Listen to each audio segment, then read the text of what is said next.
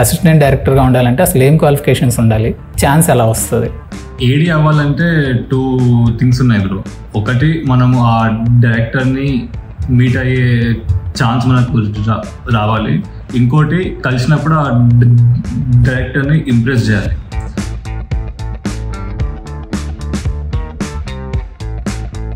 When you're applying for a director, నీ resume ఎంత attractive ఉంది, you know the way you design it, the way you put your effort in to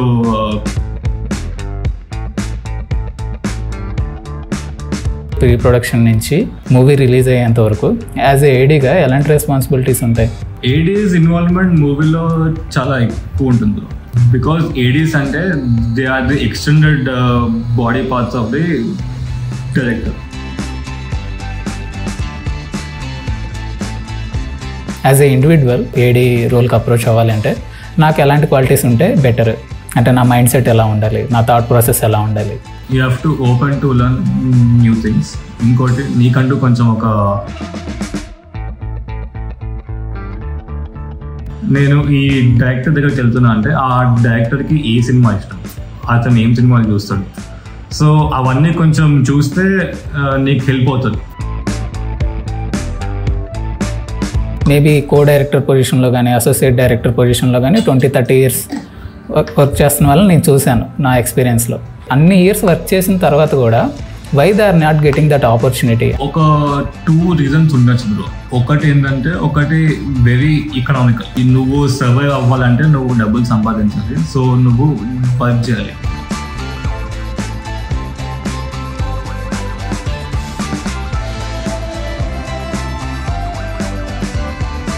so ఇక్కడ issue ఏం రావచ్చు అంటే, నువ్వు ఒక ఫిలిం రాయాలి అంటే నీకు ఒక మైండ్ స్పేస్ ఉండాలి, నువ్వు కొంచెం ఒక ఫ్రీ స్పేస్ ఉండాలి. నేను కూర్చొని రాయాలి, ఒక 1-2 months తీసుకొని నేను స్పెండ్ చేయాలంటే.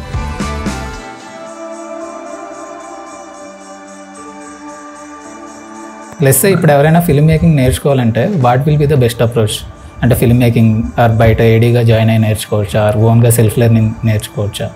ఏడీగా జాయిన్ అయ్యి నేర్చుకుందామంటే అది చాలా పెద్ద ప్రాసెస్ బ్రో. అది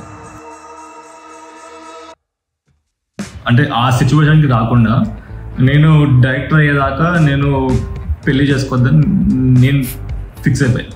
ఓకే, సో ఇదొక పద్ధతి. How many years it will take? నీకు ఆపర్చునిటీ ఒక 1 year తర్వాత అవ్వచ్చు, 2 years తర్వాత అవ్వచ్చు. So it's all about writing. నువ్వు రాస్తూ ఉండాలి, కొత్త కొత్త ఐడియాస్ అవి చెప్తూ ఉండాలి.